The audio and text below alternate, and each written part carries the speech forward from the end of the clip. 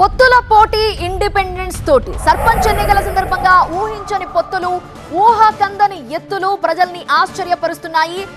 ఊహించని పొత్తుల గురించి సర్పంచ్ ఎన్నికల నేపథ్యంలో మనం చూస్తున్నాం. రాజకీయ శత్రుత్వం ఉన్న ఆ మూడు పార్టీలు ఓ గ్రామంలో ఏకమయ్యాయి. కాంగ్రెస్, బీజేపీ, బీఆర్ఎస్ నేతలు ఒక్కటై ప్రచారం చేస్తున్నారు. కలలో కూడా ఊహించని సమీకరణాలు, రాజకీయ ఎత్తులు చర్చకి దారితీస్తున్నాయి. తెలంగాణలో ఉప్పు నిప్పులా ఉండే కాంగ్రెస్, బీఆర్ఎస్, బీజేపీ ఈ మూడు పార్టీలు జట్టు కట్టి పోటీ చేయడం ఊహించగలమా? అసలది కలలో అయినా సాధ్యమేనా? కానీ అక్కడ జరిగింది. సర్పంచ్ ఎన్నికల్లో ఈ మూడు జెండాలు కలిశాయి. ఈ విచిత్ర కలయిక ములుగు జిల్లా గోవిందరావుపేట మండలం చల్వాయి మేజర్ గ్రామ పంచాయతీలో జరిగింది. గ్రామ పంచాయతీలో సర్పంచ్ కుర్చీ ఏకగ్రీవమైంది.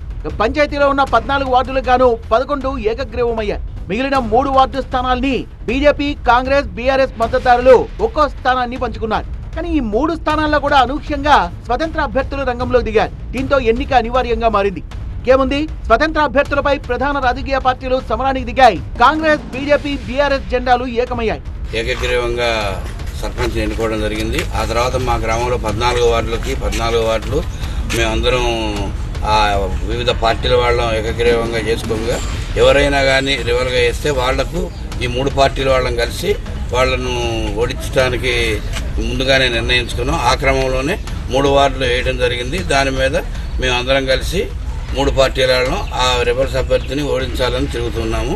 కలలో కూడా ఊహించని విధంగా 3 ప్రధాన రాజకీయ పార్టీల జెండాలు ఒక్కటై ప్రచారం నిర్వహిస్తుండటంతో జనమంతా విచిత్రంగా చూస్తున్నారు. తమ మాటను ధిక్కరించి గ్రామ ఐక్యతను దెబ్బతీశారు కాబట్టి స్వతంత్ర అభ్యర్థుల్ని ఓడించి బుద్ధి చెప్పడం కోసం ఒక్కటవ్వాల్సి వచ్చిందని 3 పార్టీల నేతలు చెప్తున్నారు.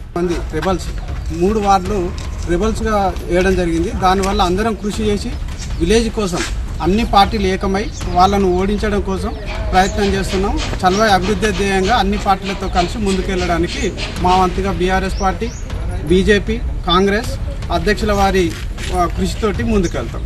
జెండాలు వేరైనప్పటికీ గ్రామం కోసం ఒకటే అజెండాతో పనిచేస్తామంటున్నారు. ఊరంతా ఐక్యంగా ఉన్నామని చాటడం కోసమే ఈ విధంగా ఫ్రెండ్లీ పోటీ నిర్వహిస్తున్నామని చెప్తున్నారు గ్రామస్తులు.